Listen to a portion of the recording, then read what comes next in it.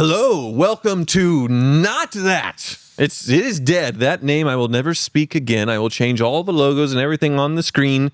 Jake is supposed to change that, but it is now the Hoopty Cast. There you go. Are you happy? It's done. It is changed, and that is the name forever. Like it or not, complain all you want in the comment section. It's going to be that. It's permanent. Get it tattooed on But- yourselves. Deal with it. Yes, the podcast itself is not changing. So I have my friends here, Elliot Alvis, Rob Santori. They alternate telling me a fun story every week that is automotive related-ish, usually. The Grand Theft Auto one was sort of... Serial killers. I'm kind of doing the off-the-wall You are stuff. off the Rob's turn this week, and finally he is back to a car topic, and it's going to be a fun one. It's cars. It's a list of cars that have alienated their audiences. So what was something that was loved and worshipped is now a hated machine. Basically, the story of Elliot's relationships, the cycle, how it all goes. Literally, I'm surprised you gave that. I can't even be mad at that burn. No, it's pretty good. Historically accurate. I'm surprised that I actually got to do this instead of him. I mean, this is literally his wheelhouse. Right. Well, you've been researching, and you're drinking something else? Yes, tonight is Castle and Key. This is a single barrel rye. So Rob is a liquor rep. He has nice spirits and wines and liquors. So Yes, he's I always do. bringing something. I don't drink. So And the commenters are starting to really, I see comments about, hey, they're drinking bourbon along with it. So That's good. Please enjoy the bourbon, and I enjoy this. And you can get this $60 on the shelf. Pretty much every state has it by now, I think. And Elliot keeps jeans in his car now from now on to just make sure, because he usually wears shorts and they're very short. I was wearing shorts earlier today, Yep. and I'll go back to it if we don't get more Patreon subscribers. Oh, really? It's a threat now. That's Wow. the basic instincts coming back. And then you got the underwear people were back on your I did. stuff, They right? came back out of the woodwork, so I don't know. I don't know if I should direct them to this, because I'd be like, guys, there's a few episodes that used to be car simps. where Is it you can because see you some wear stuff. white underwear with a strap? Is that why these guys just get so excited to see your underwear? From what I can understand, it is a very specific enthusiast group / fetish group that just really are fascinated with the whitey tighty as a garment. Wouldn't you call that a fetish group first, then an enthusiast group? Yes, but Probably the thing is enthusiast. they're just mostly it's not like they're like, ooh, take them off. They're like, no, show me the underwear. But just like the strap of the And underwear, then- what little bit show. So this would do nothing for them because it's Wait. black with a Are we gray doing this? whatever. That Yeah, we're doing It has this, to be. but- Elliot, show them a little. Of Yeah, that I'll give you a little- underwear what's- strap. what's Come on. happening here? Come on, we're trying to Oh get my subscribers God, here. why? Come on, guys. There we go. go. Here's the There hands we in case you were go. wondering. I can just All see right. it dropping as Yeah, we I know. We're losing normal people subscribers, and then gaining all the Yeah. weirdos. to give her $4 to, back. to give the context out for people who haven't seen the other episodes, is there was from my YouTube channel, every once in a while when I bend over working on a hood or whatever, your shirt rides up and your Sure. waistband shows, no matter what you're wearing. I happen to be wearing this, and it happened to catch the eye of these people, and they made a whole subreddit post about it, all this stuff. And like I said, for no reason, they just started commenting on my stuff again this last week. I've shared it in the group chat with you guys, because I mean, it is bizarre and funny that I'm just like, why did I get a notification? And I was like, it's for an old video. And I was like, what is this? I thought it was going to be a question about it. It was like, hey, question, are you still wearing whitey tighties? And I'm like, oh, God. But the fact that that's a thing is amazing to me. That's Yes. And for me, it's like, hell, if I get hat guy, I'd almost rather have You'd almost rather have whitey underwear tighties showing guy. I mean, there might be one. I might get a compliment. Yeah. You never know. I mean, as you Whatever saw the works. Twitter post, that guy, there's a lot of emojis involved. And Well, and then there's one I always enjoy. There's one that, what does he call us? The fart sniffers? Oh, That guy is, I like that. More, keep going. I just, See, yeah, like the blue please. collar comedy hour is the fart smellers Yeah. instead of Yeah, smart instead of fellers. smart You fellers. switch it Something like around. that, But yeah. whatever it takes, Yeah. to grow this podcast and get more viewers. I mean, we're willing to do it. If it gets 100,000 subscribers by next week, we will do the entire next podcast in tidy whities, all three of us. Yes, just so you know, if there's that many of y'all out there, what No, it'll take. no. yeah, we'll do it. I've got You spare. want me to do it in a tidy who would- whitey. I mean, you can wear a shirt, but You then realize tidy I'm whities. Italian, right? Yeah. There's a lot of hair. Yeah, Yes. nobody wants to see that. Rob, You a can, new you can fetish. still wear your hat. It'll be like it's being great. naked The with one place I don't have hair. It'll be like naked- everywhere else. I need hats all along here. It'll be like being naked with shoes on, Anyway, Oh, great. I have become sort of the fetishist for Rolls Royces out of nowhere. Yeah, I you just have. So in the last both the videos have done really well as far as the 68 or the 2000, but I need to decide I'm only going to keep one of them. And that's the thing. The 68 is such a cool vintage experience and it's so cheap.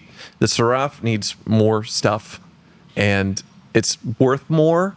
So Yeah, I don't know. I lean towards the Seraph. It's more modern. AC works, sort of, like you said. it works. Yeah.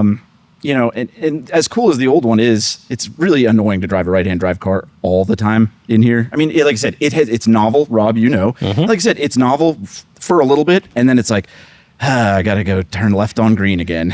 Yeah, I don't like the left on green. Yeah, but, and it's just one of those things where I think it's fun and exciting for a little bit. but he And then has, it's- how many cars? So he's not driving it much. So at that point, it's He's not been a daily driving the driver. Seraph a lot. Well, right. Yeah, but it's been daily in the Seraph. Yeah. well, you'll get bored with it. It's too hot to do because there's no air conditioning from the factory on that 68 Rolls Royce.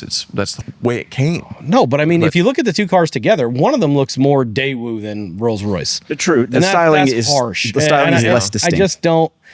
I mean, I thought it was a Daewoo when I pulled in. Where the other one I know was a Rolls Royce. But worth noting, unrelated, they didn't even know it was you. Somebody sent a picture of you in the Seraph to a group chat that Jake and I are in. Oh. And so he was excited that he spotted it. And we were like, yeah, that's Tyler. And it was like I said, it was just one of those things where so that is saying something that a random person got excited enough to take a picture of it in traffic. It's very rare. Only about 1,500 think made about that. in 4 years. They're that rare. They're very rare because they were switching over because BMW had bought Rolls-Royce and then Volkswagen had bought Bentley. So they were on the same assembly line, the Bentley Arnage and that Rolls-Royce, and then they split apart. So the Arnage continued for many years. They were selling a lot more when they were cheaper. The Rolls-Royces, they're already trying to figure out how to phase them out into a new era with the Phantom and all that stuff. So they weren't really that focused on building them anyway. So they're pretty rare. But when whoa, I don't have the pause there. I forgot. Okay, I'm thinking, oh God, I can edit this because I just filmed a No, you YouTube video cannot. just No. moments ago. There's no raw. pausing. But to segue, Rolls-Royce has not alienated their fan base one bit. No. Even they did the big switch with the BMW engine and all that stuff. That is not on your list, I imagine, right? No, it is not. No, it's not. No. Are we ready to dive right into this? Yeah, let's go. Let's do We're it. diving I'm right ready. in. Okay, so tonight I'm going to talk about, 5 cars and a 6th brand set that have really pissed off their fan bases with redesigns. And I'm primarily going to focus on the redesigns tonight because, I could get into badge engineering and brand and things like that. That could just go down a rabbit hole of horrible choices. But these are going to be specific cars that, were pretty much iconic for what they were and then were just ruined. So you're going to talk about the icon and then talk about the specific car that came that just completely just killed crushed it it. for everybody. Yes. Because in the YouTube world, they talk about that Batman line where you die a hero die- or live long yeah. enough to see yourself become a villain. And certainly the case with a lot of YouTubers, a lot of car YouTubers that have been around for as long as me, if not longer. But definitely the case with cars as well. For sure. And I think I'm curious to see what you all think. I think you're all going to agree with most of these. I don't think that, the ones I picked were pretty much, I'd say we're all going to be in agreement.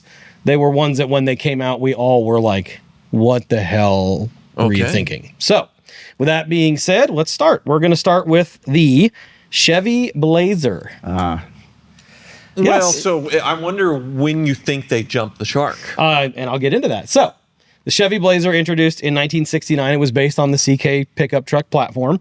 It was designed to keep up with the Bronco, International Scout, rugged, inexpensive, fun, off-road. Square. Yeah, square. Back then that's how they built them. But The big deal with the Blazer was they did it on the full-size truck platform. So the Broncos were tiny, the Internationals were tiny, and they did it based on the truck, and they gave it a nicer ride, more luxury. And Ford had to respond because it was affecting Bronco sales, so they went on the full-size Yep. truck platform as well. So it was a total game changer. Introduced the SUV basically to the masses, Right. As far as what we know today, That's your pitch when one of these rolls up on the block. right? Yes, Like literally. exactly. Yeah, that was great. yeah, Yeah. these were lauded for their rugged off-road design, big V8, standard four-wheel drive. It was just an amazing truck for the everyman. Every day you could go out, buy one, take it around, and it was very useful. And it actually looked rugged. From the get-go removable roof as Yes, well, right? Yeah. from the get-go. And a well-built resto mod, one of these, with the full removable roof, is $250,000 and Wild. up, depending on the engine choice They or have whatever. absolutely It's skyrocketed in crazy. recent years, especially because yeah. when we were kids in the early '90s, they were just a great. You could get one cheap. No, so when I was in high school, there's 2 brothers that had ones as their first car. That they were just dirt cheap, nothing. They still have to this day. But yeah, they were just old junkers. Yeah, and now they're iconic. Right. I mean, it's amazing. And in 1973, the second gen came out, 7 inches longer, 2.5 inches wider. They added a roll down tailgate. If only. Wow. Yes, we're gonna be getting to the D-pad. 2.5 inches wider, or sure? I don't know if you wanted to be a Coke can. I was gonna say. I mean, I get the first one, but Jeez. Wow, we've been, If you got a is that pencil. 3 minutes and we're off the rails. Thank you for that. Yes. So they added a roll down tailgate window, the completely removable roof, because I think the first ones weren't it completely. was like the back of the part of back. it, and the cab still had a And you have roof. the full removable What? roof because that's the early 70s. No, they were all removable roof until they put the roofs on. Maybe it's the Broncos. The Broncos had the cab over. Oh, maybe I'm thinking it wrong. Not Okay. cab over, Yeah. but you know what I mean. The body continued over the cab and then was missing after the front seats. No, it's at mid 70s is when they went with the half top for safety. Okay. Yeah. Oh, interesting. Yep. Well, all right. Well, so either way, still an amazing design, still rugged, still hardy, and that kind of carried all the way through until 1983 when the first S10 Blazer appears. And there's the So- little brother. Is this when they jumped a shark? No, I don't think so. I think this came out to compete with the Bronco 2. Right. Correct. Because the Bronco 2 was around. Right, and the Bronco 2, and both of these things sold like hotcakes. And the good news is they kept both. Like you could get both. Mm-hmm. Yeah, so if you wanted the small one for, fuel efficiency or something that was easier to maneuver, park, and you get the little one. And if you wanted the big boy, you could still get the big boy. Unfortunately, my parents told me that I was conceived in a baby Blazer. Oh. Like that. In Why blue. would they tell you that? One just, was it yellow? Or did you ask? It was blue. They decided to tell me one day just- that they were outside the petroleum club in Wichita, and the mood struck in the Blazer, and apparently that was the moment that I was created. That's amazing. That's a great thing for your parents to randomly I fire know. off at Yeah, you. I boy, know. something. I So is that know. why you've never Wonderful. had one of those, or have you had one I've of those? never had one That of those. will No, not- thank you. Hey, No. that's the new idea for Can't the blame you channel. for that. So, Oh. yes, and I'll talk, and I was going to get to that as well. So, Okay. obviously, it was getting cooler and cooler. Now we're talking about a Typhoon. Yeah. They had sporty versions. This is considered probably the first, performance SUV. It is. This one spawned all of them. Chevrolet GMC was hot right now. The design was still something that you could be proud of, something that had, a little bit of ruggedness to it. And then in 1994, the last year of the big Blazer, demand was starting to shift to the smaller four-door SUVs. So then Chevy moves the big brother ones over to GMC for the Yukon and the Tahoe. So they are responsible for the bigger bodied ones. And then they released the Trailblazer in 1995. And that is where, in my opinion, we're starting to jump the shark a bit. Here's the thing. So switching to the GMT 400 platform, because the Suburbans, all of them shrunk that platform. And those are very expensive for what they are. Like people pay $40,000, $50,000 absolutely. for the two-door version of that, because nobody's put those away and preserved them. But the S10 Blazer still sold really well. People liked them, and in that generation too. They did sell very well. And I think I see your point. And your point is that it's no longer the hardcore rugged Blazer that it was. It's not deserving of its badge. Right. Like you could have called it something else. That had low range. It still had a frame. That's Well, still a truck. It is, but look at it.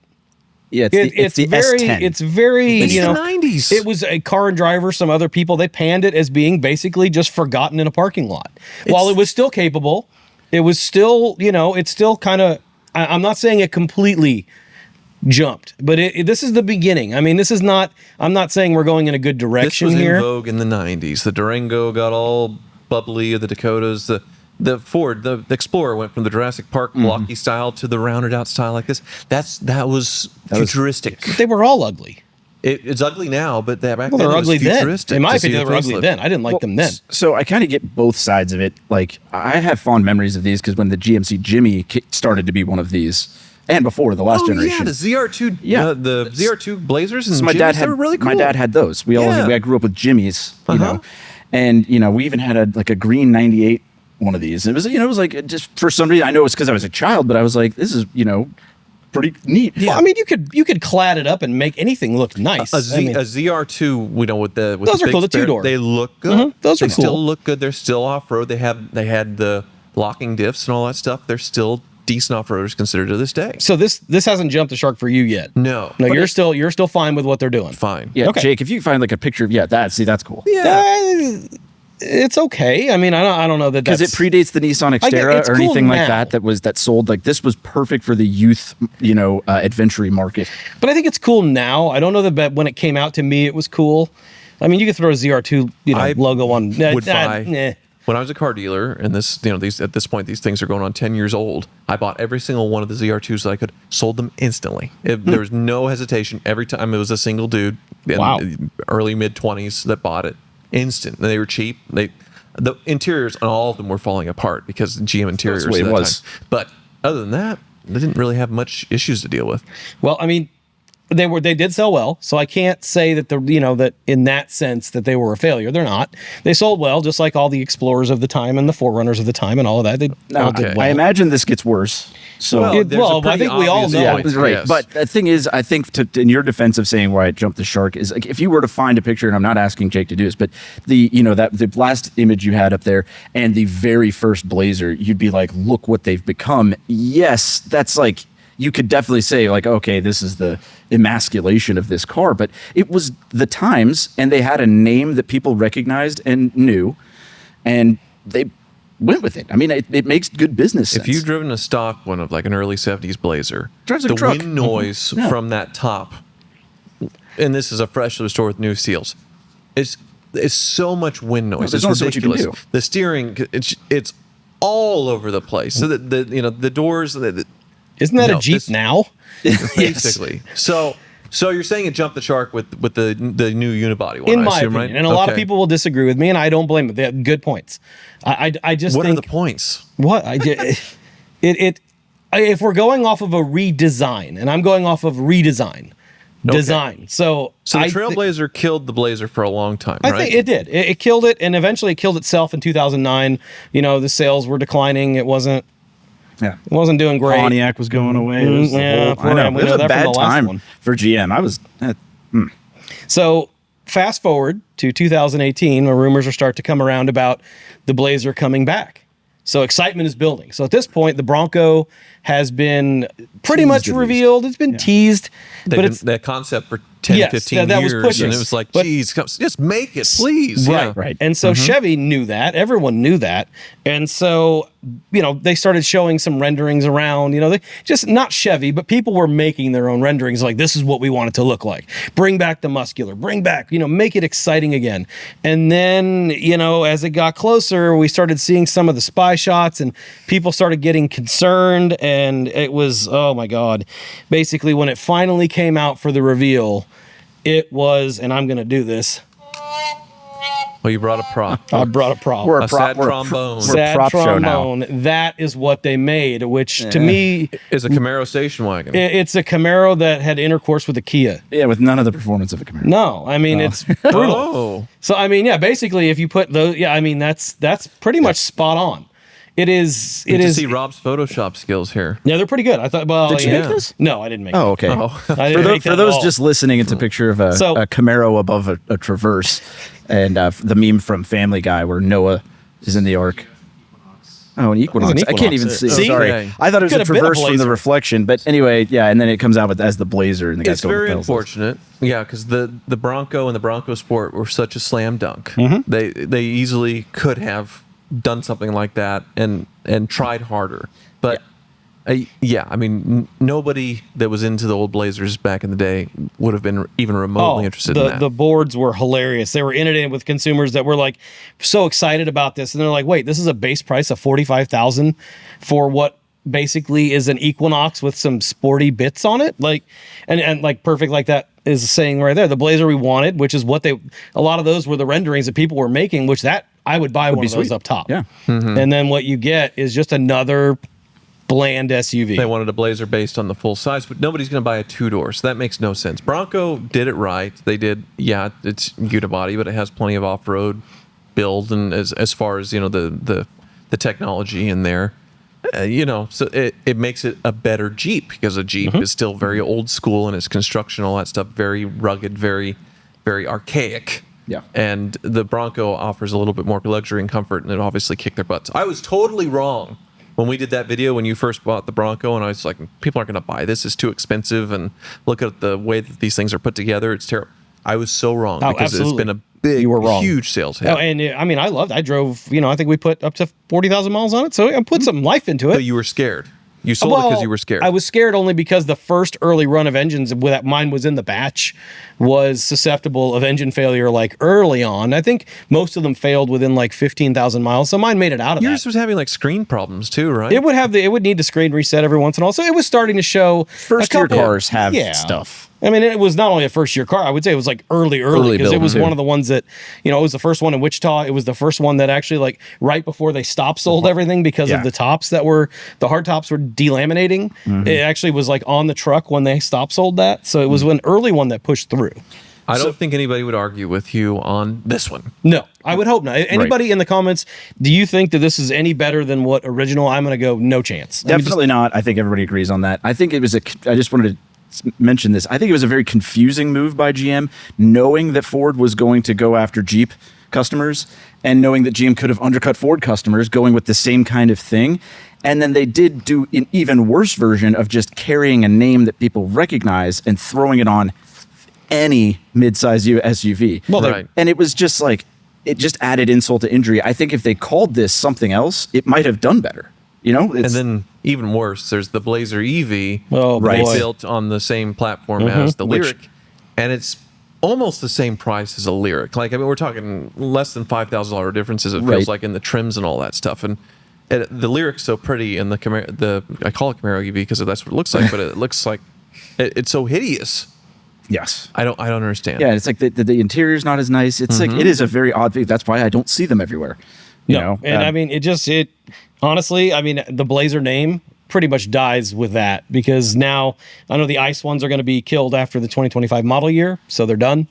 Oh, so they killed Really, They have so they killed went full into so- Blazer EV. Great. Complete. It's the EV still around, obviously, but I mean, those. I bet you, if you look on, Auto Tempest right now, there's probably a bunch that are heavily discounted.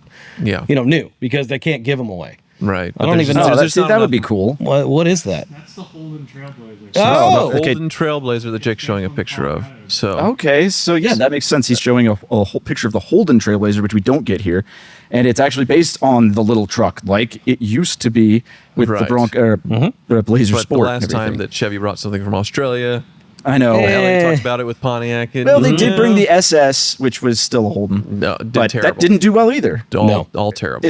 There are all these people online that kill these cars because they go, if they got one of those over here, I'd be first in line to buy one. They bring it over, they don't show up. Yeah. But That the happens Chevy every SS time. has become collectible. Yeah, just like GXPs. It's like they couldn't sell them at the time, Yeah. but because they're so rare and desirable, It's owned they're worth by money now. people that you can't stop texting. Get in trouble for Oh, texting. I know. them. Yeah. Yes. They do But tend to have cars like that. very Yeah, they do, inside right? joke Yeah. there. Yeah, boy, Very careful. inside joke. for Yes, one person way watching. inside. Watch Okay, the so archive. are we all in agreement that Blazer? Okay, well, we're all in agreement that the. Whatever. Just so happened to be. Oh my god! Yeah, all right. Yeah. We're all in agreement that Blazer, the modern Blazer, Couldn't be further from Yes. the original. garbage. Yes. Are there any controversial ones or where we're debating? Are you going to make us mad? No, I would say we're probably going to agree with most of these, but we're probably going to be debating on the last brand on some of them because that's where I'm going to go like old man yells at clouds on some of these where I'm like, Okay. I'm personally upset that they did this. Okay. But like the next, okay, so now we're going to go to the next one, and that is the Jeep Cherokee. Which Okay. I think we can also probably say is going to go down the same path. I can't wait So- because I do own one of these. Yeah, he does. So this is going to be great. And unlike the Blazer, the Cherokee was not only rebranded garbage, but at least the Blazer didn't have a pile of problems. Not compared Not to yet. what not yet, Who knows? but not Yeah. compared to the Cherokee. So Cherokee was born in 1974 as a two-door platform based on the Wagoneer SJ platform. So this is obviously an early one. Beautiful lines. Again, we're square-bodied, rugged, affordable, kind of along the times. It was meant to be a sportier version of the Wagoneer. I don't know if any of you have ever had one of these. They've he's hung on had that a. name. But you had he's the- had you like did multiple have- Wagoneers. I've Yeah. had multiple Wagoneers. I've had multiple XJ Cherokees. I've had all the smaller ones. It is a name that surprisingly hasn't been canceled for one reason or another. You know, like misappropriating the name. Or Well, whatever. actually, it kind of has been. Really? And we'll The get new into ones that. aren't- Yes. okay, yeah, I'll get continue. into that. It kind of has been. But in 1977, that's when they gave it gets a 4-door version. Okay. So you start to see the 4 doors because everything else is going to 4-door. Consumers are going that way, but they're still keeping the rugged design. They still look good. It's a consistent sales leader for being an affordable rugged transportation. So still cool. Still just very good sales. It did well. There wasn't, they're reliable. Back then they were reliable for what they were. They were considered a full-size SUV up until 1983 when the XJ launched. And now the XJ, now everybody knows Yeah, this. these This are is the iconic. Yes. Yeah. This to me is like I don't want to say the Jeep Wrangler because it is. I mean, where you could just go year after year after year and people would just continue to buy them with minimal changes. But so the XJ was a huge success. It was really simple, boxy, classic design, very affordable. Looked really sharp in the 2-door sport models. I think those are my favorites. You didn't like those? I like the Wagoneer version of the XJ. I like the Yes, I'll talk about country that. version with the gold spoke wheels. Yes, I always do love Oh, those. that had the gold like almost like BBS style, right? It's a later version of this, but isn't that so early Hoovie's Garage? One of these went to Colorado with you guys, right? Yes. You did, the Colorado Yeah, that's the trip. one Yeah. that doing another one Was that Jay that Jay- Lauer- Jay- he blew overheated the and blew the head You gasket. ruined Yeah. the brakes on my van. Yeah, but I didn't And, ruin the. No, yeah. it was a Chrysler minivan. They were ruined from the factory. You don't know how to rode drive in the down mountains. Vail Pass and killed my van before it could go up the mountain. That thing, Yeah. I literally touched the brakes twice. Now there it is, right there. Yes. Hey, see? Yeah, there we Yes, go. but I don't even think $300. Good luck finding a rust-free XJ Yeah. for $300. Boy, yeah, that- bad head gasket. Or early not. Hoovie's Garage. Look at him. I know, early Hoovie's Garage. Yeah. Look at his Al Borland plaid on. That's I've beautiful. Aged terribly, but yes. Yeah. Well, what is No. it? Do you have a double chin or you, what? Oh, Yeah. No. yeah, God. pre-smart, Pre cool sculpting. pre multiple chin. So there's the There's Wagoneer. the- Yes. So that is. yeah. Yes. I mean, honestly, that's cool. To me, that's like the pinnacle of all of them, of the XJs. I love them. I think they're amazing. I've never had one. I'd love to have one. That would be on the list of trying to fleece an old lady out of a cheap truck. Right. That would be Yeah. one that I would like to You'd like to Facebook mark- fleece another old lady? Well, I mean, not another. I mean, well, sure. Okay, so then the Grand Cherokee, which that's Yeah, I more. mean- XJs continued until 2001. Yeah, they went away in 2001, but I mean, they were declining again. Typical other manufacturers were offering larger SUVs, but people were wanting nothing quite that small now. They wanted a little bit bigger. Which is silly. They say that, but they're selling the bejesus out of them. Their own Oh, competition absolutely. of the Grand Cherokees was the reason. But yeah, okay. So, I mean, yeah, they were offering just more creature comforts. There were some really nice looking SUVs in 2001 that, would make this just look, it's just dated at that point. Well, yeah, by the time, I mean, not anybody's cross-shopping these, but then the X5 was out. The Cayennes were out. It was like, if you're going to get some, like I said, you're not cross-shopping these, but there were some good-looking SUVs. I There were- imagine safety was a big deal. Well, Also, yeah. big time. Well- These narrow track Rollover risks. specials that was all they needed to evolve, obviously. Well, and So- I mean, I don't want to. I kind of feel like this, and maybe this is a little shallow of me, but I know that if I was shopping in 2001 for something, I don't like to buy something that someone could literally say is a 1991 model of the same thing, unless it's a 911. I mean, that I could understand, but on a just a normal, So are you saying they jumped the shark with the Grand Cherokee? no, because I still liked it. Okay. I'm okay with it going away. I'm not okay with what Jake just put on the screen. Liberty's though. fine. That's not fine. That is awful. That's just a Cherokee everywhere we hear. It is. Designed to be the XJ's. So Really? the Liberty was replacing sort of the baby Cherokee, and the Liberty was fine for what it is. It just didn't have a good It engine. looked like a little It was- skull it was- rolling down the It was road, okay. but my fond memory of these is every hot girl I knew had a Jeep Liberty. had a Jeep Wow. Yeah, Liberty. so it's like I think today, right now, I would get excited if I saw a white Jeep Liberty with like some sort of like pink lay hanging from the rearview mirror. There would be I'd be like, You are a what's up? predator. a tramp stamp. Good Yeah. Lord. Well, no, I'm What hoping in they're the not. world? I'm not saying a high schooler. Jeez, Anyway. like, what are you? I'm just saying This it's still D-pad like thing is I still getting, like- associate that with like, oh, that's a hot Wow. chick. Okay, so Grand Cherokee continued. So wait, Well, the Cherokee, You're yeah. talking about the Cherokee. The Cherokee, not the Grand Never Cherokee. talked We're about leaving it. that So out are you because going to insult Elliot and say it jumped the shark when he bought with his generation? Oh What yeah. year- what year did you buy? Don't worry, we'll get into it. no, you bought a 2000. I bought a jump the shark version. I Okay, know you it. did. So all right. What year? Obviously, It's I'm a- picking up the horn, so it's coming. 22, maybe 2022. Wow. So Maybe you a had 19. time to make that decision. 19, barely. That's impressive. Okay, so maybe it's 19. I don't know. Around 2013, same thing. Rumblings, Jeep's bringing back the Cherokee name. They're going to design something, and obviously this is something that is huge with the off-road boards because those were Cherokees. You could take them off-road, and they were cheap, and they were they were just very easy to mod. You could buy them cheap, and so when they saw this coming, they're like, "Oh, this is going to be great. We're getting a new Cherokee." Not to mention when you stop making something, the fan base, you either have those casual buyers who were like gonna get convinced to buy them, but the people who really loved them get even more hardcore about them. Like during the time when they don't have a canceled thing, because they're just like, no, it's us. We're the real Cherokee guys. We stuck with the brand, and they're not, even though they don't make them anymore. So like, there's some real fanatics. Oh yeah, and they're so the real Jeep guys. They're not putting ducks on them. I mean, they're the real men. Okay, so it's what year is it? 2014, and so 14. with that is the release of the. They're fine. That is the Jeep Cherokee that they made. They're fine. What? They're fine. They're not fine. What is it? Are you kidding me? That's fine? They made a Trailhawk version. Oh, get out of looked here with pretty that. good. It did look pretty good. You Great. got like the base spec, ugly spec. Yeah, it has the steel wheels. Yeah. No. Oh. There. Oh. Better. No, ugly. And that's the Hideous. generation I have. I have the updated eyes. Like I know, and it's not cool. The previous version, a lot of people call them like the Asian Jeep, and I even had girls ask me like, "Hey, what's that new Asian Jeep they made?" I'm like, "What are you talking Well, about?" because the grill was weird And it's because like it went up the hood. Asian Jeep? If you go back to the first picture.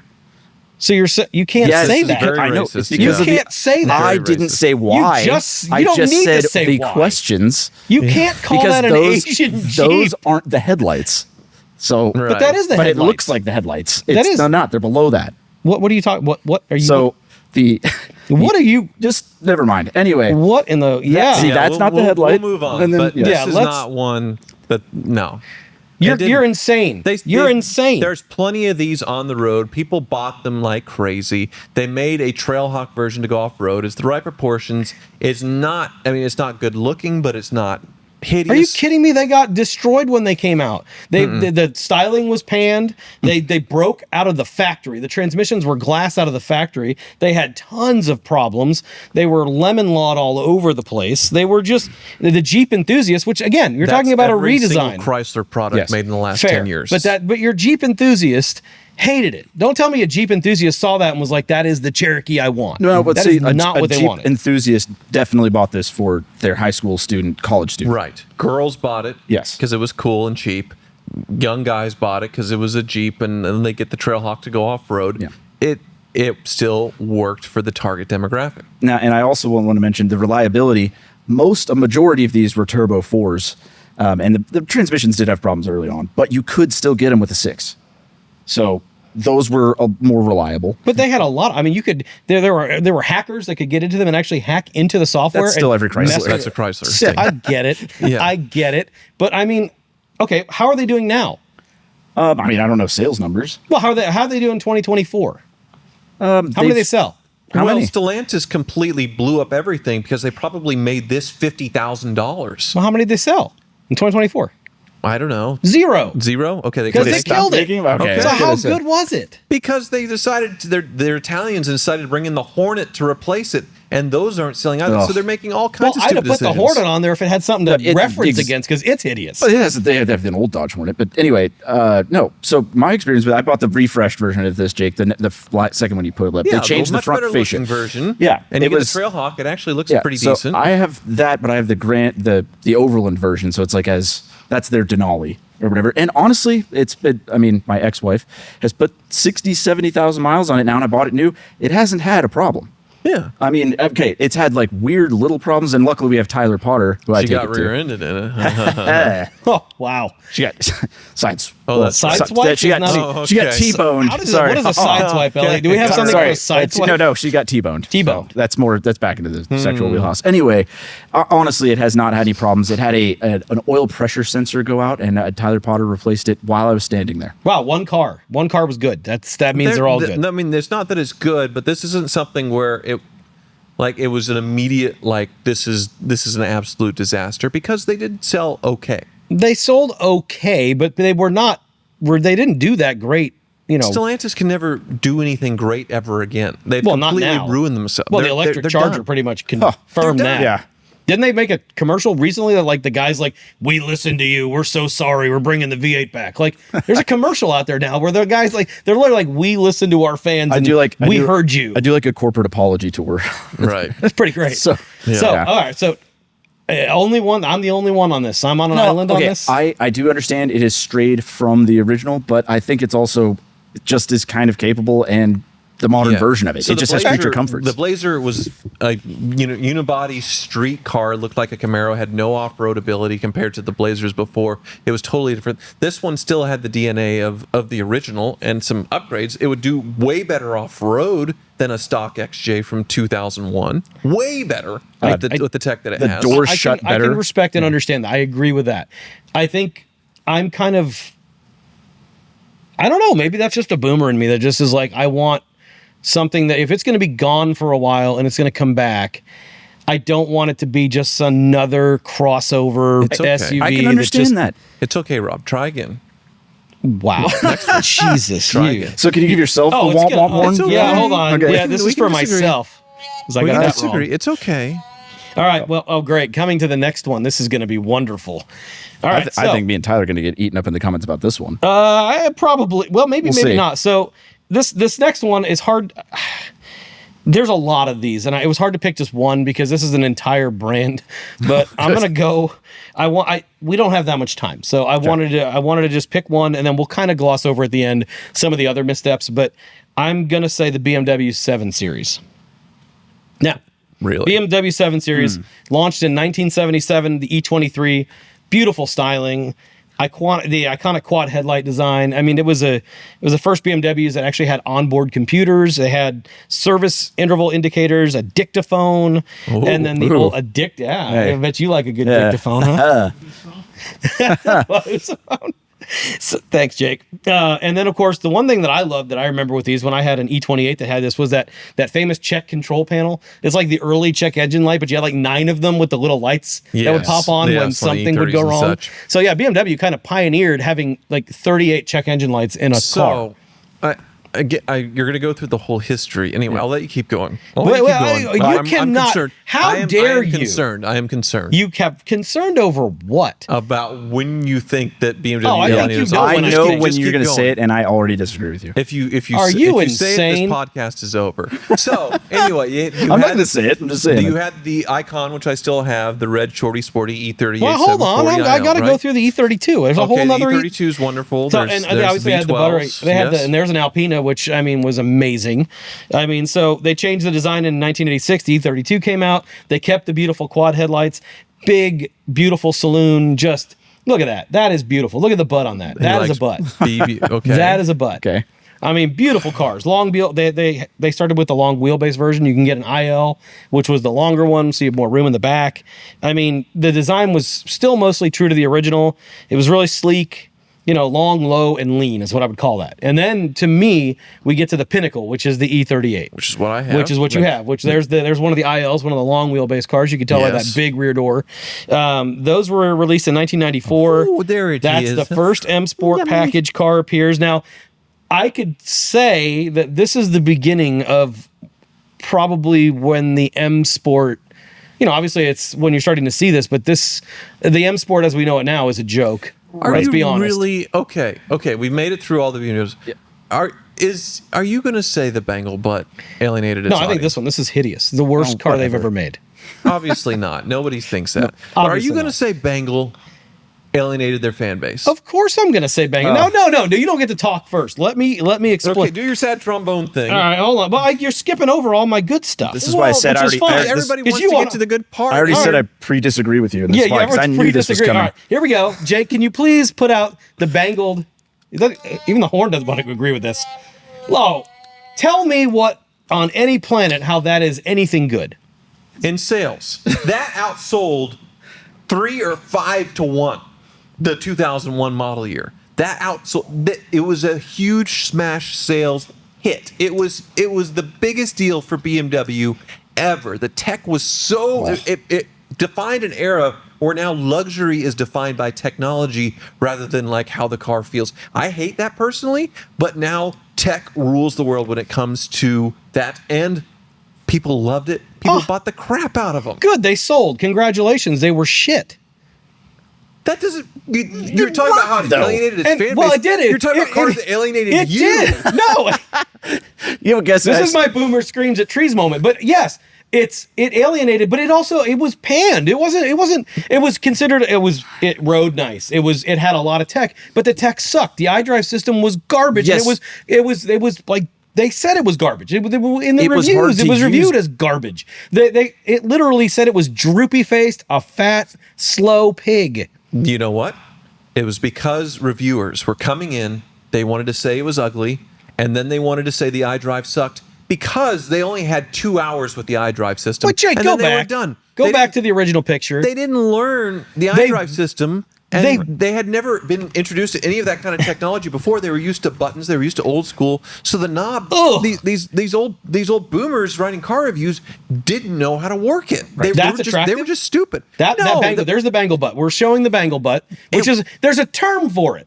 That tells me how bad it was. Okay, if this is a list of cars that got uglier, then yes, it got ugly. Did it alienate its audience? No, it brought in more people to the BMW brand, and the existing people still bought it because there was a lot of pluses along with something. Yeah, it didn't look as good, but there was a lot of pluses to this upgrade with the model as far as power, as far as tech, as far as the ride, the insulation, as far as the sound. There's a big advancement. But it also alienated a lot of people that didn't like all the technology that it had because it couldn't use it. You had to hit like 9 things to get to a menu to do something. My grandma went from that red car to that and was fine, and she's a grandma. It was fine. She leased BMWs for 15 years. Did she use all the tech? She used it. Yeah, no problem. She got in it and drove around.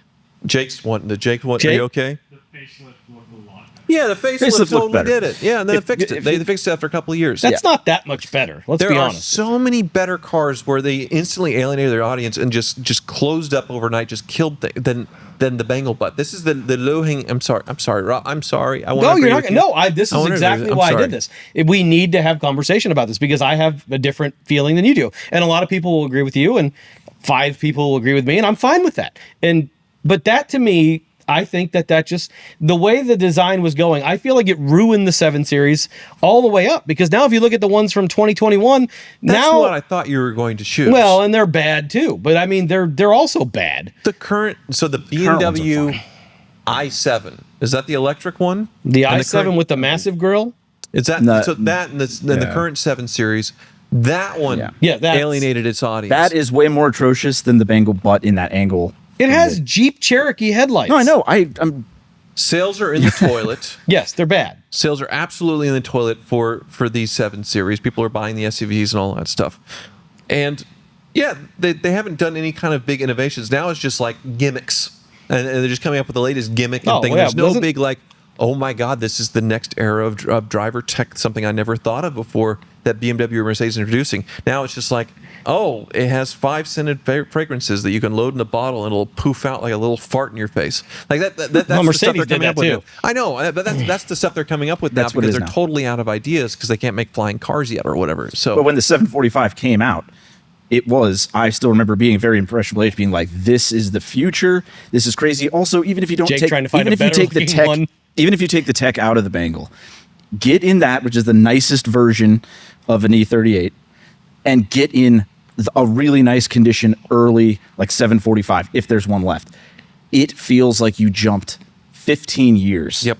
In just material, feel, yep. Everything, sound quality, driving quality. The 6 Series that you drive is based on that architecture, basically. It is. It was such a massive jump that, like, I still very vividly remember being like, that was nice. You know, the E30s, like, these were very nice. And then I got in this, was like, I thought I knew what nice was until I entered this. But I feel like the direction that they went after they built that car just kind of, I don't know, it took away what I thought a proper BMW was. Like, I mean, looking at the ones you...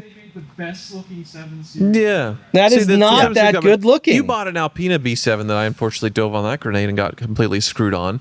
What are you talking? You made so much money off the videos. That black one that was unsavable. So you were enthusiastic to buy one of those. An Alpina, and you were very excited about it. It said Alpina on it. It had a slight body kit on it, but otherwise it's the same look. It's the same bangle butt on it. So I didn't say it was the best car ever made.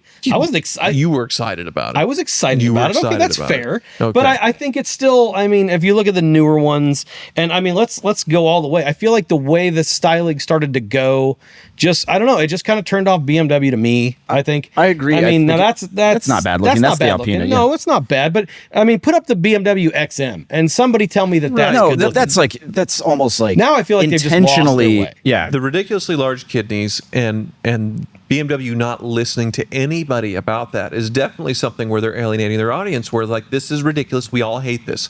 BMW, I don't care, some people in China like it. That's what they've been saying. That's an 8 Series. Look at the 8 Series. Yeah. Look at the size of the girl in the 8 great Series. example. So Rob, sorry, try again. Try again. I'm sorry. So wait, so now we're what? You both disagree on that one. I disagree. The Bengal, even if you didn't like the styling, it changed. It was a major automotive impact. And sales were Okay, and I can't argue that. Or something like And that. maybe this is just a personal thing. Now that's a pretty car. I will say that. Yeah. I know. The It's a 8 Series nightly- Jake would yeah. pull It's a up. good-looking There's car. some pretty BMWs in that. There are a architecture. few, but I mean, if they keep going down the road, they're going with the 7 Series and the XM No. with these kidneys, and it's just going to be. Poor Bangle. I mean, I made fun of Chris Bangle, and yeah, the butts are weird. It's fine. Yes. Yeah, that's them. 4 looks. I'm starting to come around on the 4 Series kidney grills. Those, when they first came out, I was like, "What are you doing?" But now I'm starting to see them. It's kind of settled a little bit on me. A little bit. I like it. I'm afraid to do the next one now because I have a feeling the Bengal butt in the iDrive is the only time that I've gotten censored on Barrett Jackson during the live TV coverage. Oh yeah. Where they had to do an What? on-air pause for me. what really. So a time, because there's a time delay with any live event, like in sports, just in case somebody drops the F-bomb or whatever. But Mike Joy and I were debating Bengal butts and iDrives. And Mike Joy, in his voice, people just didn't understand the iDrive.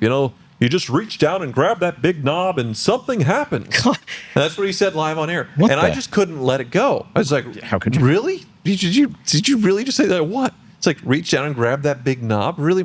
How did you make Mike Joy sound like Hank Hill? No, he does. That was impressive. That was really good. I did see the clip because you said it. So that, and then they had to. I forget what I said after that, but they definitely time delayed me to where it was silent. It was just auctioneer voice and not what I said after that. Wow. And I don't remember what it was, but I'm sure it was wildly inappropriate. He's after willing to defend the 20 Bengal hours of butt television. on national TV. That's No, impre- I was yeah, I making didn't fun stand of a the Bengal chance. butt because it's know. an easy thing to make fun of on TV, but it's easy to defend as well. Wow. I don't know if I want to do the fourth one now. I have a feeling it's just going I'm to go. sorry. Okay, so yeah, we can Let's just go. end it. Let's see what it is. No. I'm ready. I'm fired up. I'm ready. Okay. All right. The Toyota MR2. Let's see where you go with this. All right. I have thoughts. Okay. Good. And that's what we're here for. Okay. 1985. The MR2 comes out. Mid-engine, rear-wheel drive, 1.6 liter 4-cylinder. It was a lightweight, tossable, good fuel economy, a fun car to drive.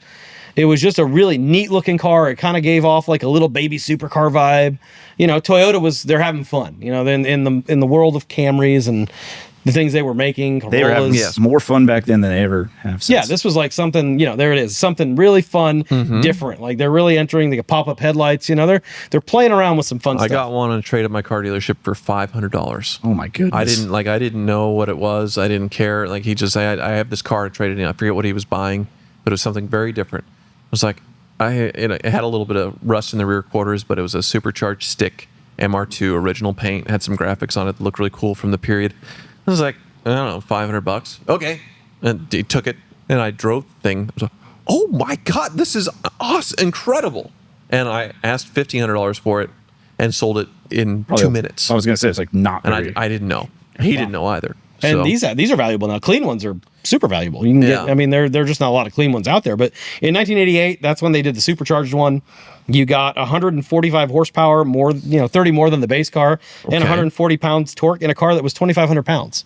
Yeah. Right? So, it was light, tossable fun. These are good ones, but everybody likes the second generation, right? So it was getting a good following among the people that wanted to go fast for not a lot of money.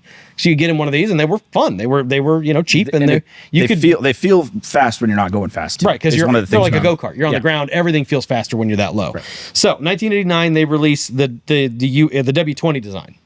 Right. And that's the one that is now this is the one that gets all the acclaim. This people are saying it's a baby Ferrari, which it does. It looks like a little baby 348 or 355. It's slightly larger. 350 pounds heavier. So it's losing a little bit of what made it tossable and like really, but it's still an amazing car. And it's got a little more room. It's not as tight, in the cabin. That was, part of it making it a little larger and a little more weight. Toyota reached out to the legendary race driver Dan Gurney to tune the suspension on this, which is amazing. I mean, so they're really trying hard. This is important to them. So 130 horsepower for the base car, but the turbo comes out now. We're not supercharging anymore. We're turbocharging. 200 horsepower for the turbo. So these were just, they were a hoot. I remember driving one of these when they weren't very old, and I was shocked at, the kick it gave you when that turbo kicked in on a car that light. This was a blast. I had so much fun. And this was the cheapest a person could experience snap oversteer. Right. And there's actually a funny snap oversteer meme. Okay, I was going to say, previously you had to have Porsche money to experience that. Now you can experience it at Toyota prices. Toyota, what a great era for them as far as having the Mark IV Supra, having the best generation Land Cruiser, which you still own? Or I still own, yes. Still have it. So many amazing things, what they were doing with Lexus and all that stuff. This is peak Toyota right It's here. absolutely. This is right at the top for them. So, the import tuning crowd, obviously later down the road started snapping these up. These are becoming, super. Now a nice one is crazy money. Agreed. Because they're just so, and this to me is like an iconic design. It's one of those ones, again, that when you see it on the road, you know what it is. It's unmistakable. Just amazing. Engines can make big power while still, you could tune those and make some pretty big power while still with no weight. So, an amazing car. This one actually never went away. So in 2000, they had their new redesign. And that's, was when I can do this. Let me do it. And we go to the new MR2 Spider, which was immediately panned. Elliot, I'm a little tired from the last two. Would you like to start? Here we go. No, I'd let you say why was it immediately panned, Rob? Because I vividly remember when these came out. Well, so the Boxster was enjoying a huge success. There were a lot of really good looking cars. Miata this was panned right off the bat. They tried to make it. They made it lighter. They to try to bring back a little bit of the tossability and the fun factor. But again, the styling was absolutely panned. It was a bathtub that with a bug eye. It has a happy face. It's not an MR2. If you were a man, you weren't buying this. They weren't. They thought it was a Barbie car. They didn't want it. Yeah, I do remember that sentiment being there. And I will say the styling is a huge departure from the previous styling, but I think they sold pretty well. They sold well. They had a turbo as well. The performance was awesome. I had a yellow one that had some bolt-on stuff on it. It was a blast to drive. It was a blast to drive. All right, you're talking, and once again, this is the third car now that you're talking about sold well. Great. But do we know if it's sold well on the fans? Because this is what we're talking about, is cars that alienated their fan base. If you had an earlier MR2, are you proud of this? No, the turbo was gone.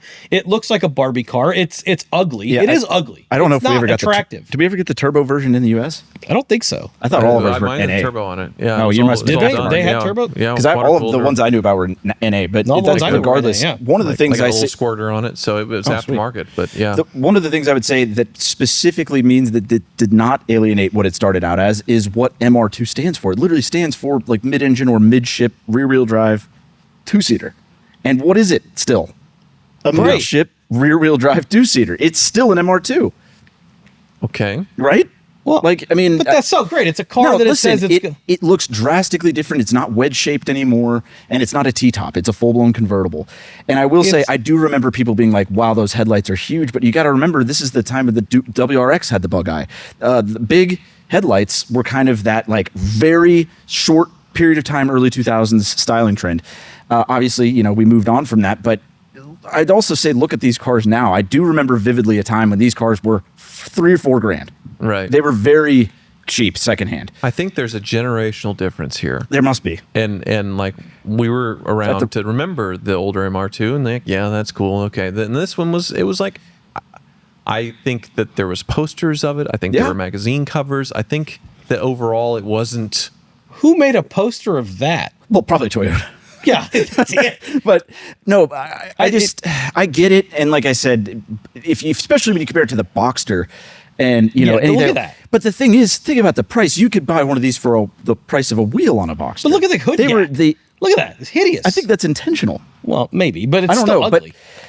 but and also this one looks like it's been in an accident. There's zip ties holding together a brake done Yeah, that was there. having So a hard maybe, line. maybe I'm trying to sell it a little bit to you guys. No, but I get it. I think we remember it as being the correct target age, maybe for when these came out. Well, sure, and I think also you guys are looking at it from like, okay, sales were great, and unfortunately, when you look back on that and you look at like Car Driver and Motor Trend and all these guys and the way they reviewed these, they weren't really slamming cars at all because they couldn't.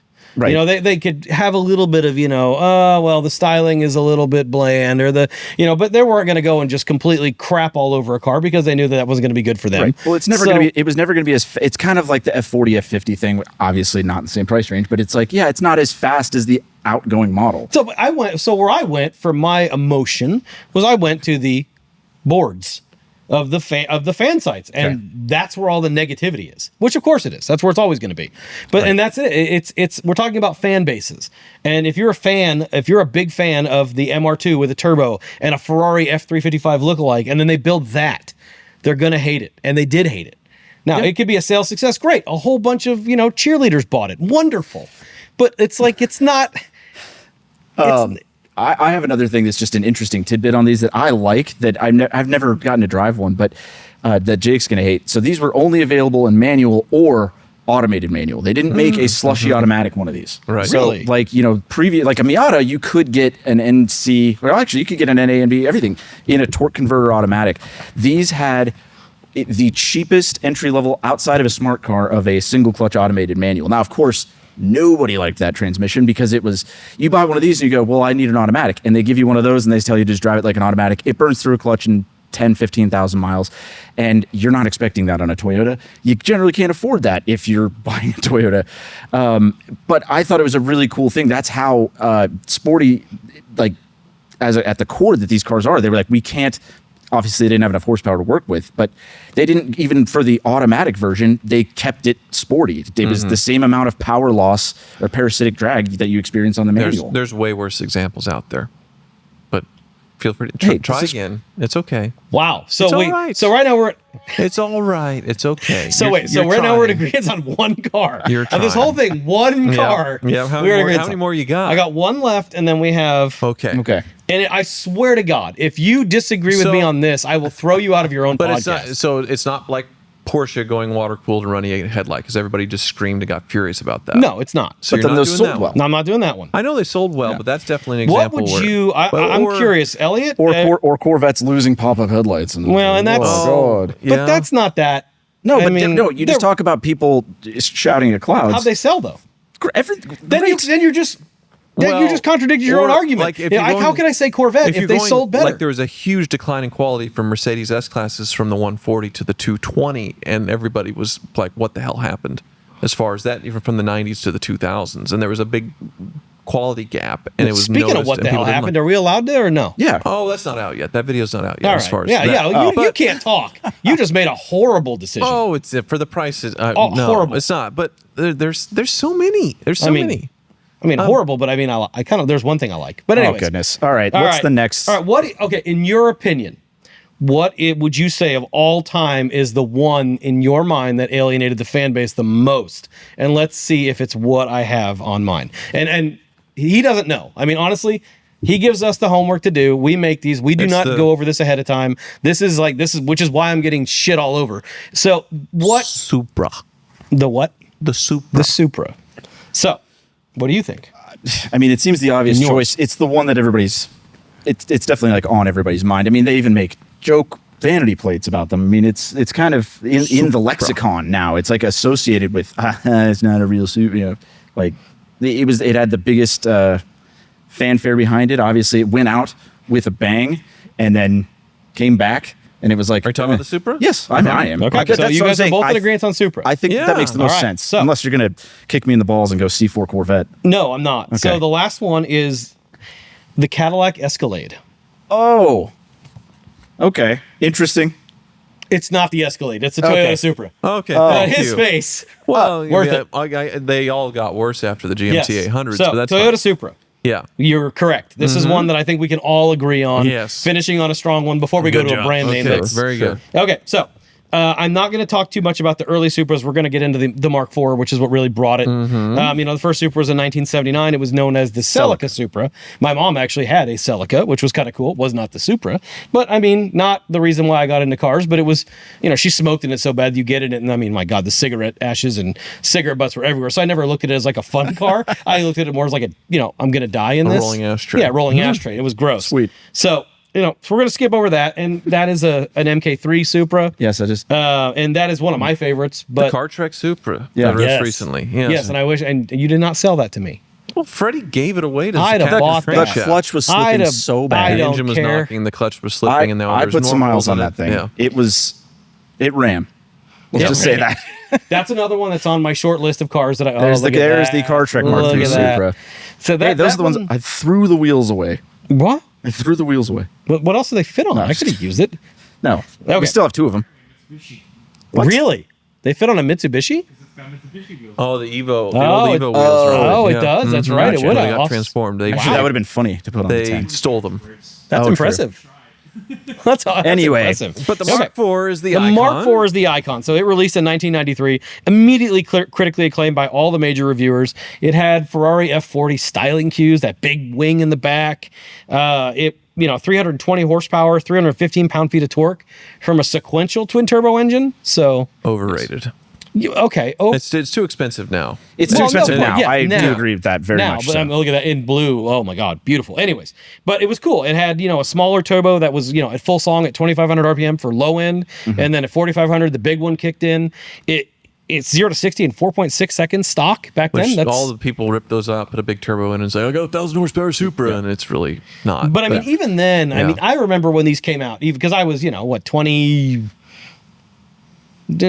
76, so it's maybe not that old.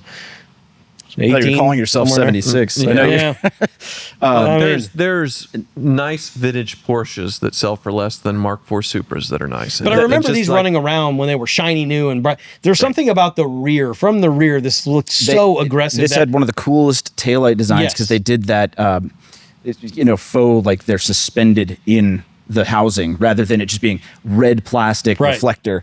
It was very cool. Obviously, we all know what a Mark IV Supra looks like, and then we have the added benefit of it being in Fast and the Furious in 2001, and it being like seeing at the time, we'd be like, I don't think a car could be any cooler than that. yes, right. And obviously and that so made that it a just- pop culture icon. Which Yeah. is Yeah, and those something Rob taillights doesn't watch. He's are- never watched them. Well, no, I've Should seen still. the first one. I'll say that. And then I do my friend Jacob's mom had one of these when they were new, and my mom had a 240 SX. So we had we had cool JDM moms Well, that's pretty awesome. at the time, but obviously his mom's was a lot cooler. But these, But, these yeah. were like a legend in the tuning communities too, because you could make over 800 horsepower on stock, stock internals, which is That was the nuts. big thing. And you could make over 1,000 horsepower, and some of them up to 3,000 horsepower. I mean, the motor was just so buildable. And now they also got a reputation of being basically a dyno queen, princess, whatever we want to call it, because Right. then they could make all that power, but you can't put it to the ground. It's not going to do anything. And they still just- had little tiny brakes, Right. so you could get going real fast Yeah, you and couldn't not stop. be able to slow I've down. seen some sell on slicks in order for it to happen. There's a lot that cross the block of Barrett Jackson, a lot of survivors, and then it seems like Look they're at that. either like incredible low mileage survivors, or they have a cage in them and they have slicks on them, and you wouldn't want to touch them with a 10-foot pole. Right. There's not many in between. Sadly, So I've only unfortunately got to drive. It still got to do it, but I've driven a right-hand drive turbo Mark IV, and it was like I was especially because it was modern day, so you have to put it in context. It was very strong. I mean, you can imagine in the early to mid '90s, it would have been insane. I mean, it had more horsepower than the Corvette, Yeah.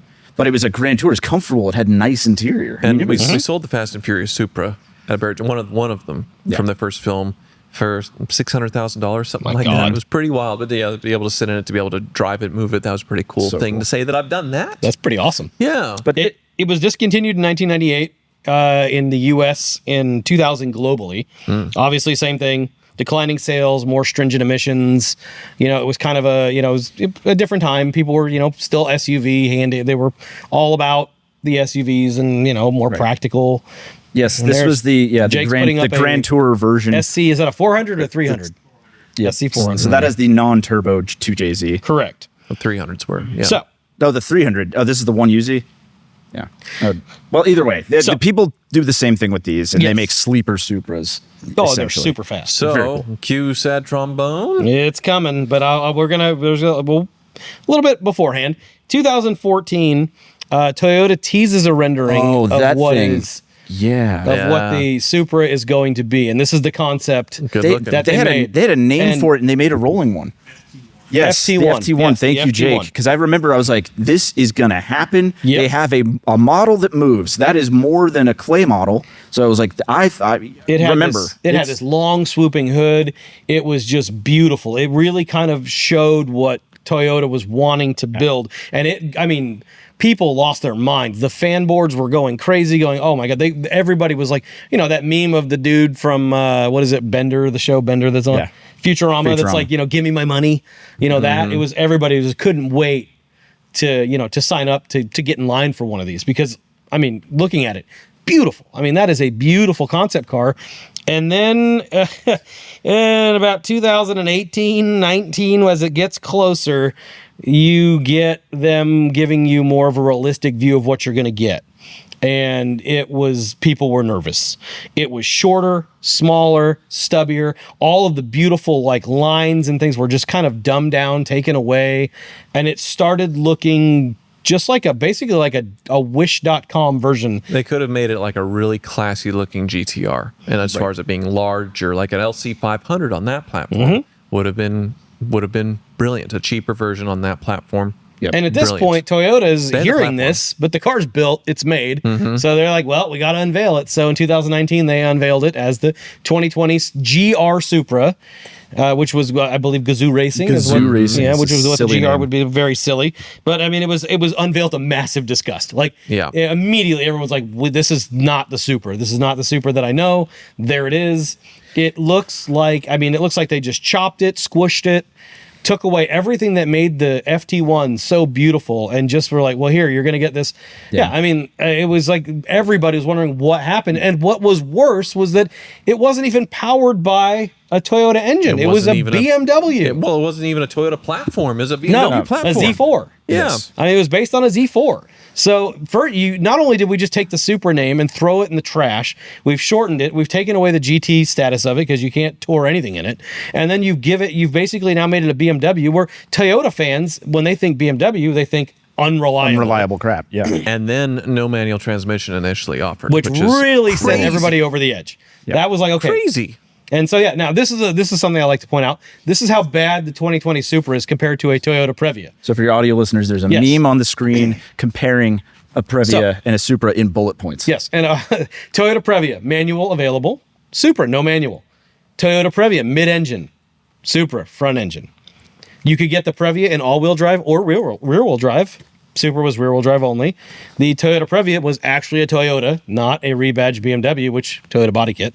It was supercharged versus the Supra's turbocharger. You could seat 7 to 8 and get a party van out of a Previa, whereas it was only 2 in the Supra.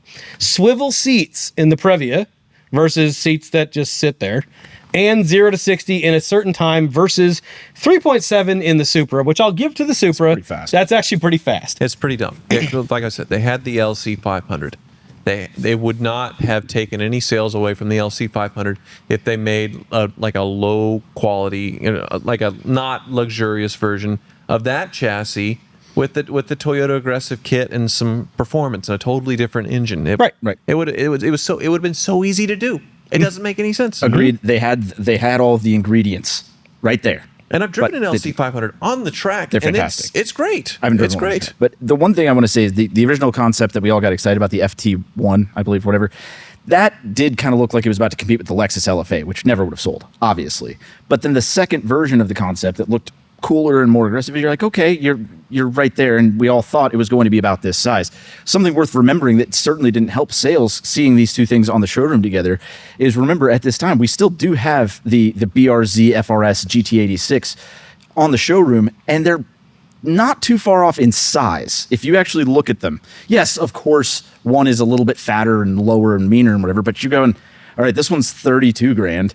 and this one's 80. What's the difference here? Yeah. And you have to explain it to people. That's you're already off to a disadvantage when a customer can walk on the lot and go, what's the 50 grand price difference between these two? And, oh, it's faster, and that's not enough. Yeah, they to go, justify. no, I'll take the, it's like I said, they kind of already had this thing. It just was, they missed the mark on so many different levels. Oh, it was It's horrible.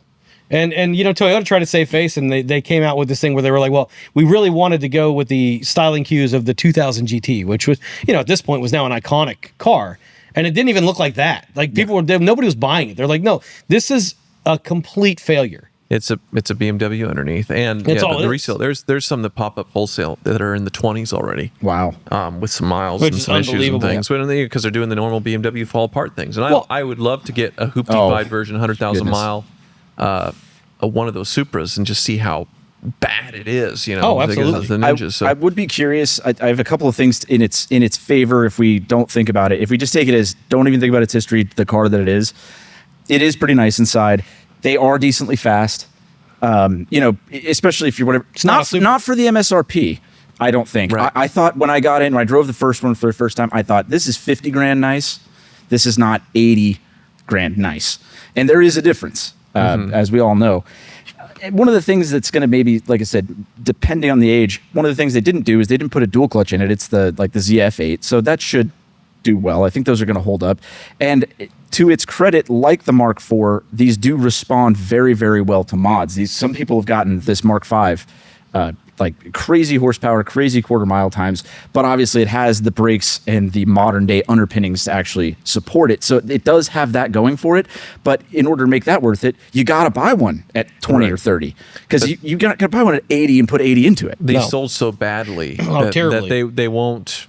They won't be like the G35 and become like street takeover hoopty hoon cars, because there's so few of them. I think the Right. problem was that these Supras, when this came out, these other Supras, I mean, some of them were making so much crazy power that the fans were like, you have to have a lot of power in this. If you're going to have a new Supra, it's got to have 450 horsepower. Those BMW engines are They made like pretty- what, they're pretty- 362, they're pretty tough. 380? Well, and and they- they can be built up to do They crazy can things. be, but people were disappointed because it's only, if Killed you that think about fly. it, how many more horsepower was it than 320 from the Mark IV? We're talking Right. how many years down the road? Right, decades it just later, there wasn't was that less power. far, and people were like, "Well, I already hate it." And now it's not even that much different. Okay. And they hated it so much that it's being discontinued So after 2 out of 26. 5, I agreed with. And It's- worth mentioning, they did bring the manual in too little, too late. Right. Yeah, but they did do didn't it. save it. They did do it. So 2 out of 5 you did okay, but you didn't choose the I'm enjoying the manual. Acura NSX. I didn't choose the NSX, and that was one on my list. I just didn't know if we'd have time to get to it. Okay. The NSX Or- definitely is on that list because, honestly, in my opinion, the NSX, obviously I remember when the new one came out and people were like, ugh, because it just looked like every other modern supercar. It didn't have any real true, And hybrid and hybrid not a technology. manual. Well, and the Very problem was it's expensive. Yeah. That was the thing. The NSX was always the bargain supercar. All of a sudden, this was like, do you want a 458 or this? No, somebody's Right. like, I'll take the Acura, please. In my No. opinion, I feel like the NSX might LFA itself because it sold No. so badly that now when you see one, No, you're like, wow, it's actually kind of cool because you don't see them around. There's only like 500 LFAs. There's thousands. Well, of yeah, no, there's a NSXs. lot more NSXs, So, but then the Mustang to the Mustang 2. That was a resounding. well, everything, immediate but alienated their everything audience. in that era went to garbage. The same thing with Stellantis with Jeep, and you chose the Cherokee. But it went there in 2014. With the Mustang 2 was what, 1977 when everything was ugly? I mean, they neutered everything. Didn't and they have all such an looked overrun bad. of those that they kept them in a salt mine for a certain amount of I time? think they did. Because maybe around here, because we've got a pretty big one. They were Yeah, bad. the Hutchison salt mine. Yeah, Could be down and of there. course, but you're such a Ford guy, you won't even touch them. Well, I mean, There's I not a could have done the single Ford on Mach-E. this. I could Not a have done- single Ford on this I list. could have done the Mach-E. I didn't because that's, I don't know yet. Well, it's to be. I mean, they're selling a lot of them against your. You could say I could use your argument. They're actually moving them. So there could be something to be said for that. And they still make the regular Mustang. If they had transitioned, if they go, we're not making the Mustang as we know it, and this Right. is the new Mustang, that would have been a perfect example. Okay, but you have one more, right? I have one more that I think I don't even know if I want to say at this point because I just don't know. At this point, I can already understand the comments are probably going to be negative, and I'm fine with that. Thank you for that. Do you feel like you're walking into a hostile environment right now? No, it's gonna be maybe because of the fact that this is the one where this is personal to me because maybe it's just my opinion where I just have not found one that I liked. But Here we go. I'm gonna say this, and then I'm gonna pray that one of you is gonna be on board with me because if I'm not, puckering my butthole right now. yeah, I Here was we go. gonna say my butthole's already it's expended everything. Oh God. Okay. That's one way to put it. Yeah, it's all modern. I don't want to say this. All modern Ferraris and Lamborghinis, Whoa. and I mean it. That's a I mean bold statement. There's one that says it should be one that says Ferrari, Lamborghini. So, them making an SUV offends you? It's not just that. I've got a few. And the I've got a few Uranus? on each. I've got Yeah. a few on each. I mean, look, I had a 355. You had a 355 that you blew up because you didn't. It was take the care same of it. 355, guys. Doesn't You handed matter. me a ticking bomb and it blew up right when I got it. I Yeah, love it how didn't. You know, it didn't catch on fire under me. By the so way, that's the whole it's point. worth, Anyways, worth noting he had another 355 that was perfectly fine. Yes, I Well, went that through, you did all the spent- servicing, did everything right because I had time to do it because you handed me a bomb with 3 seconds left on the explosive charge. 3, 2, 1, boom. I didn't have time. But anyway, okay. So, in my opinion, I believe that a lot of, or most of, if not all of, modern Ferraris and Lamborghinis have just lost their way. And I'm going to say that because, I mean, if you look at cars like the Roma, I don't think that the Roma specifically is particularly a very good-looking car. That doesn't look Ferrari. It looks like a California that they stretched. I don't see it. did you like the California? No. Have you driven No. one? Yes. They're okay. Drives great. Drives great. Sounds great for what it is. But not price? It's not. Well, I mean, for the price, yeah, they got an affordable because the tops are all broken. They've got cheap fixes for that now. And Oh, cheap do fixes they for really? the transmission. I did not know that. Yeah, they the already Imperial look good. Song is not attractive for us, but you can't make it attractive sport ute. I mean, it's hard Yeah. to do that. Well, in a Ferrari, in an exotic, because the Urus is not Yes, attractive. The urinary tract I infection. mean, that just looks like a Kia with a bunch of added But crap that's to it. to sell to that's to keep the companies afloat to sell to non-enthusiasts for the rappers and the wannabes that want like Well, a sure. practical And But I Ferrari mean, or for the guys practical- like yeah. me that had posters on the wall of some of the most beautiful exotic cars, like the Countach. So what's the wrong with- Countach was beautiful. What's and wrong with the 296? that the can- 296 is okay. I'm not gonna say that's the That's a that's a Yeah, What's 296. wrong with the 296? It's fine. It's a 458. That's kind of looks no, different. it's nothing like the 450. Yeah, maybe it's a a V6 hybrid. That's the thing about it. But okay. what's wrong with it?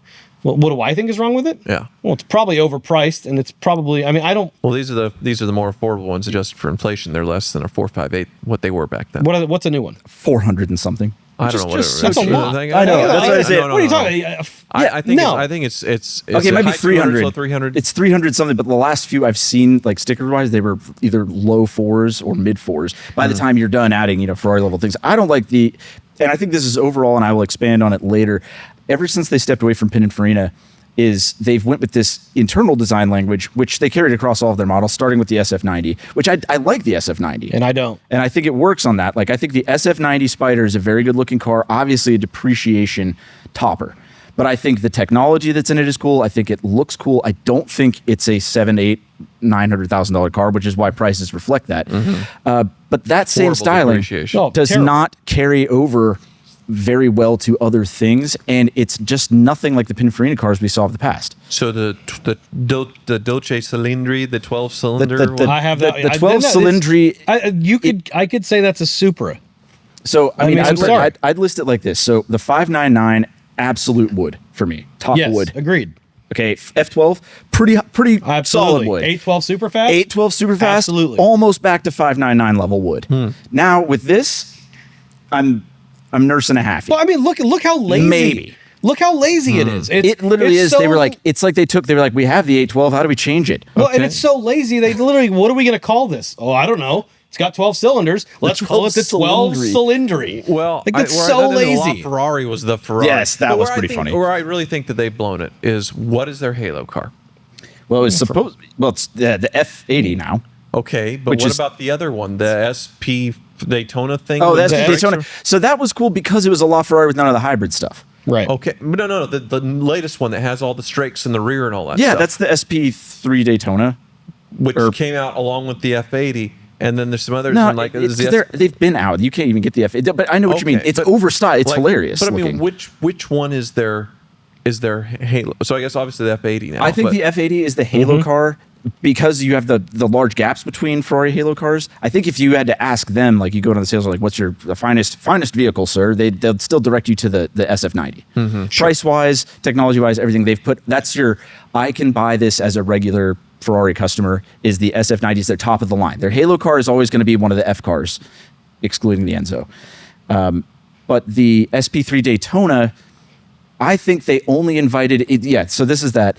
This was one of those special cars that they made a lot more of, like the SP1 and SP2, where it was like you had to already have some of the hypercars, and they made like, hey, we're going to make this limited edition of this in Coupe and Spider. And, you know, I don't think they ever marketed this as a thing, because most of the time they didn't have like a lot of reviews of this. There weren't like, obviously Top Gear was gone by the time this came out. But I don't think they ever pitched this as, this is our top of the line car. If you want one, come get one. It's just, it very is, they have a very odd, confusing lineup for sure.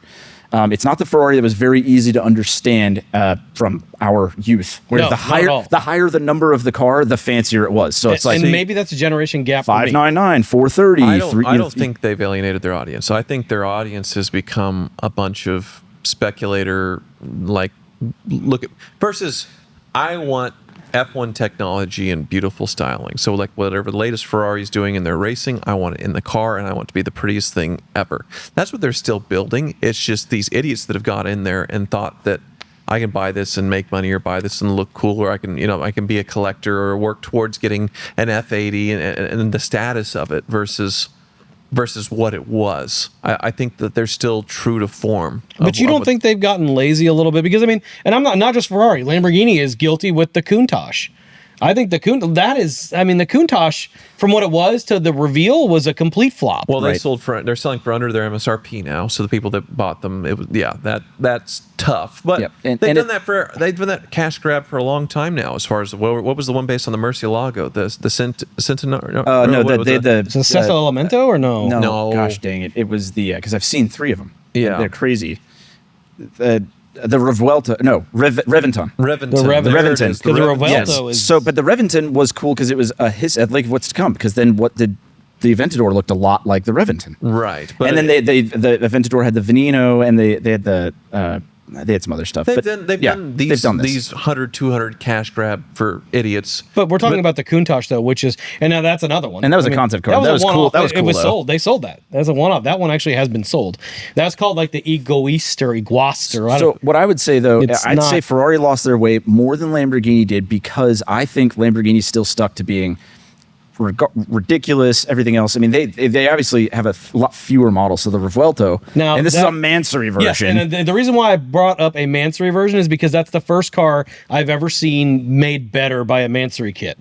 I think the Revuelto is a nice. I don't like any of the Mansory kits. I just don't. The Revuelto is a nice evolution of the Aventador. They didn't take any of its like outlandishness away. It's still crazy. Yes, they added hybrid stuff to it, but they didn't make it, hey, it's a hybrid first. They go, no, this is pretty much just to enhance horsepower. Yeah. My biggest gripe with it is what made the Aventador cool was a pretty good towards the end single clutch, and that Lamborghini specifically said, yes, we can make a dual clutch, but it's more dramatic to have this one. Now, obviously, you just can't do it anymore. So they have a dual clutch in this one. At least the one that loves the jerky. I do love paddle shift transmissions. But yeah, I think Lamborghini, people are still with it. Ordering these. They're not canceling the orders. That's they're not losing money initially to get them. I mean, they're just, I don't know. I feel like they lost their way. That looks like a spaceship, which every Lamborghini for every generation always has. The Countach looked like a spaceship in the 80s. Agreed. This looks like a spaceship right now. I think for me, I lost the way. That's cool. But that's just because it's, the Strado. Yeah, I mean, that's kind of neat. I think it lost the way for me with the Aventador. I just never liked how it just looked porky. It wasn't an attractive car. It's a big car. It was not a very good looking supercar. Have you heard one? Okay, no, I rode in one. I rode in the green one.